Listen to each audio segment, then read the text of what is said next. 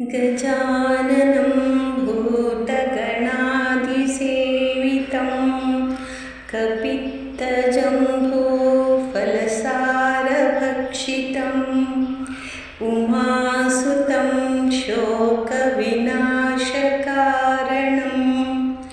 नमामि विघ्नेश्वर ಪಾದಪಂಕಜಂ. ಆತ್ಮೀಯ ವೀಕ್ಷಕರೇ, ಇಂದು ಕೃಷ್ಣ ಪಿಂಗಳ ಸಂಕಷ್ಟಹರ ಚತುರ್ಥಿ. ಸಂಕಷ್ಟಹರ ಅಂದರೆ ನಮ್ಮ ಕಷ್ಟಗಳನ್ನು ನಾಶ ಮಾಡುವಂಥ ಅರ್ಥ. ಈ ದಿನ ನೀವು ಪೂಜೆಯ ನಂತರ ಗಣೇಶ ಅಷ್ಟಸ್ತೋತ್ರವನ್ನು ಹೇಳಿ, ಅದ್ಭುತ ಫಲ ಕೊಡುತ್ತದೆ. ಶ್ರೀ ಗಣಪತಿ ಅಷ್ಟಸ್ತೋತ್ರ.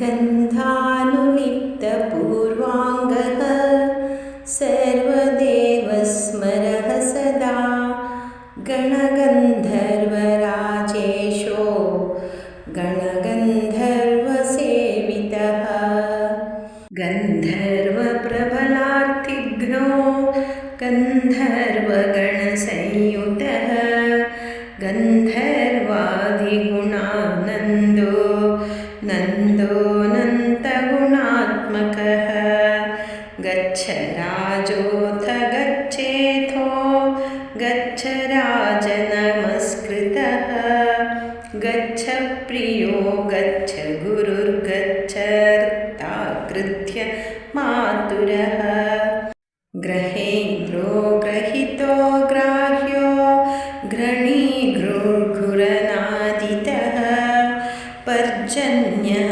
ಪೀವರಃ ಪತ್ರಿ ಪೀನವಕ್ಷಾಃ ಪರಾಕ್ರಮೀ ಗೀರ್ವಾಣಾಗಮಸಾರಸ್ಯ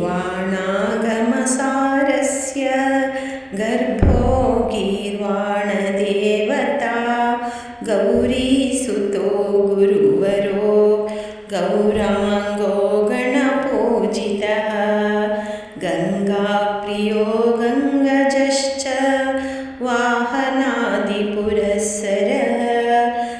ಗಂಧಮಾದನ ಸಂವಾಸೋ ಗಂಧಮಾದನಕೇಲಿಕೃತ್ ಗಜಾಸ್ಯೋ ಗಜಕರ್ಣೋಥ ಗಜರಾಜೋ ಗಜಾನನಃ ಗಜರೂಪಧರೋ ಗರ್ಜದ್ ಗಜಯೂಥೋದ್ಧರಸ್ತ್ವನಿ ಗಣೇಶೋ ವರದೋ ದೇವೋ ದ್ವಾದಶಾಕ್ಷರಮಂತ್ರಿತಃ ಸಪ್ತಕೋಟಿ ಮಹಾಮಂತ್ರ ಮಂತ್ರಿತಾಶೇಷವಿಗ್ರಹಃ ಇತಿ ಶ್ರೀ ಶಾಂತಮಹಾಋಷಿ ವಿರಚಿತ ಗಣಪತಿ ಅಷ್ಟಸ್ತೋತ್ರ ಸಂಪೂರ್ಣಂ.